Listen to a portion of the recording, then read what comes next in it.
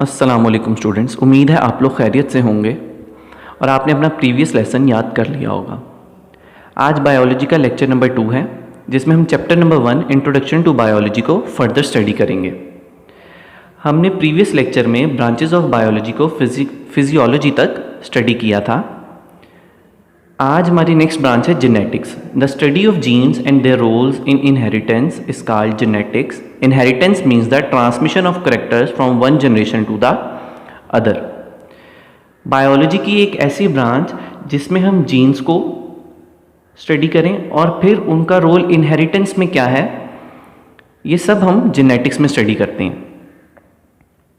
Student, सबसे पहले आप लोगों को ये बता दूं कि genes are the basic physical and functional unit of inheritance और डीएनए। जीन एक ऐसा डीएनए का हिस्सा है जो एक जनरेशन से दूसरी जनरेशन तक करेक्टरिस्टिक्स यानी खसूसियात को ट्रांसफ़र करता है। आगे इनहेरिटेंस की डेफिनेशन दी हुई है। ये एक ऐसा अमल है जिससे पेरेंट जनरेशन से करेक्टरिस्टिक्स न्यू जनरेशन तक यानी नई आने वाली जनरेशन तक ट्रांसफ़र होती हैं। मिसाल के तौर पे जैसे आप लोगों के आई कलर्स हैं, आप लोगों का हेयर कलर है, आपकी हाइट है, इंटेलिजेंस है, आपके पेरेंट्स से आप तक अगर मुंतकिल हो रही है तो ये किसके थ्रू मुंतकिल हो रही है? जीन्स के थ्रू। और इस अमल को हम क्या कहेंगे? इनहेरिटेंस कहेंगे। ये मुंतकिल होना दरअसल इनहेरिटेंस है और पॉसिबल किसके थ्रू हुआ है? जीन्स के थ्रू। नेक्स्ट ब्रांच है embryology. It is the study of development of an embryo to new individual. ये बायोलॉजी की एक ऐसी ब्रांच है जिसमें हम जानदार के आगाज़ से लेके इख्तिताम यानी लास्ट तक को स्टडी करते हैं।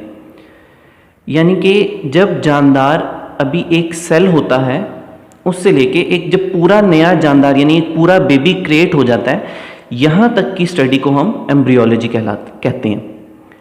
जैसा कि आपने देखा होगा एक प्लांट जो जब उसका सीड ज़मीन में बोया जाता है उसको वहाँ से स्टडी करना, उसकी सीड की स्टेज से स्टडी करना और उसकी प्रॉपर ग्रोथ के बाद उस प्लांट के ग्रो हो जाने तक को स्टडी करना हम एम्ब्रियोलॉजी में स्टडी करते हैं। और सेम ह्यूमन एम्ब्रियोलॉजी होती है जिसमें हम ह्यूमन के पहले सेल से बनने से लेके उसका पूरा एक जानदार जिसमें उसके पूरे बॉडी पार्ट्स, ऑर्गन सिस्टम्स वगैरह डेवलप हो जाते हैं, ये सब हम एम्ब्रियोलॉजी में स्टडी करते हैं।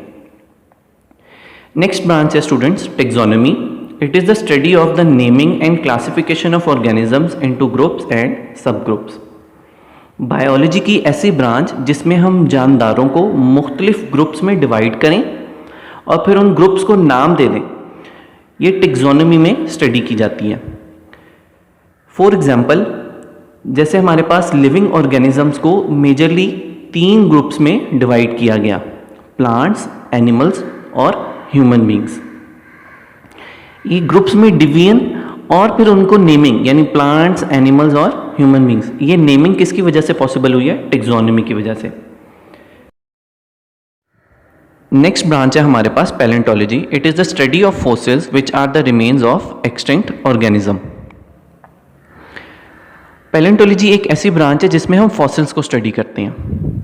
स्टूडेंट्स, फॉसिल ऐसे जानदार जो कि अब ख़त्म हो चुके हैं, दुनिया में मौजूद नहीं, जैसा कि डायनासोर्स, इनके बकाया जात यानी जो हमें अक्सर डिस्कवर होते हैं उनको स्टडी करना पैलेंटोलॉजी कहलाता है। नेक्स्ट ब्रांच है environmental biology. It deals with the study of interactions between the organisms and their environment. Environmental biology bio की एक ऐसी ब्रांच है जिसमें हम जानदार और उसके माहौल के दरमियान जो इंटरेक्शन है यानी वो उनका जो आपस में एक दूसरे के साथ रिलेशन है उसको स्टडी करना। मिसाल के तौर पे ह्यूमन एक्टिविटीज़ की वजह से आजकल कार्बन डाइऑक्साइड की अमाउंट बढ़ती जा रही है, यानी माहौल जो है वो ख़राब हो रहा है, और ये हम किस में स्टडी कर सकते हैं? एनवायरमेंटल बायोलॉजी में। नेक्स्ट ब्रांच है हमारे पास sociobiology. This branch deals with the study of social behaviour of the animals that makes societies. Bio की ऐसी ब्रांच जिसमें हम एनिमल्स में ह्यूमन बींग्स भी शामिल होंगे, एनिमल्स का बिहेवियर स्टडी करें कि वो आपस में एक दूसरे के साथ किस तरीके से रह रहे हैं, एक दूसरे से क्या फ़ायदा हासिल कर रहे हैं, एक दूसरे से क्या नुकसान हो रहा है इनको, ये सब हम सोशियोबायोलॉजी में स्टडी करते हैं। स्टूडेंट, नेक्स्ट ब्रांच है हमारे पास parasitology. This branch deals with the study of parasites. ऐसी ब्रांच जिसमें हम पैरासाइट्स को स्टडी करें वो पैरासाइटोलॉजी कहलाती है। साइड बॉक्स में आपको बताया गया है कि पैरासाइट्स होते क्या हैं। Parasites are the organism that take food and shelter from living host and in return harm them. Parasites ऐसे ऑर्गेनिज्म होते हैं या ऐसे जानदार होते हैं जो किसी दूसरे जानदार से रहने की जगह हासिल करते हैं, खाना हासिल करते हैं और फिर उसके बदले में उसको नुकसान पहुंचाते हैं। मिसाल के तौर पर मॉस्किटोस, ये आपकी बॉडी पे रह के आपकी बॉडी से ब्लड को सक करते हैं और इन रिटर्न आपको नुकसान होता है।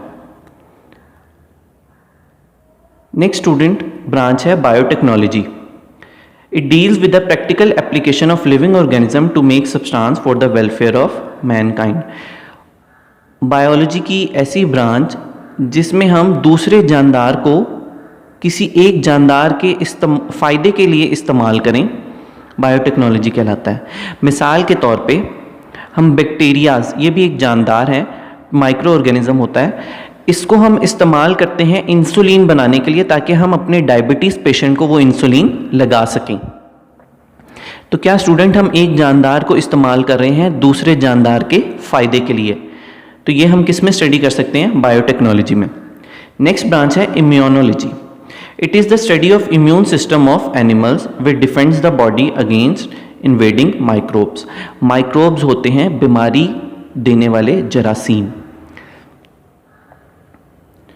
बायो की ऐसी ब्रांच जिसमें हम इम्यून सिस्टम को स्टडी करें वो इम्यूनोलॉजी कहलाएगी।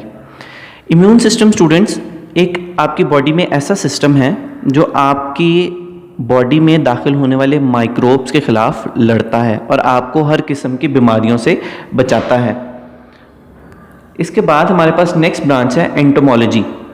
It is the study of insects.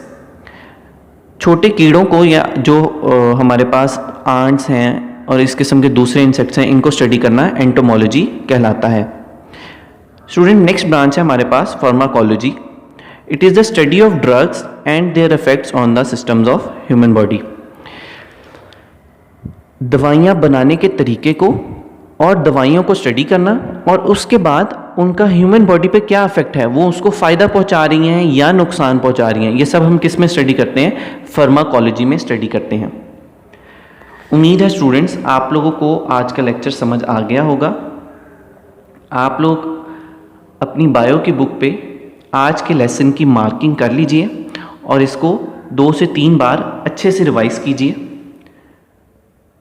अल्लाह आपका हामी व नासिर।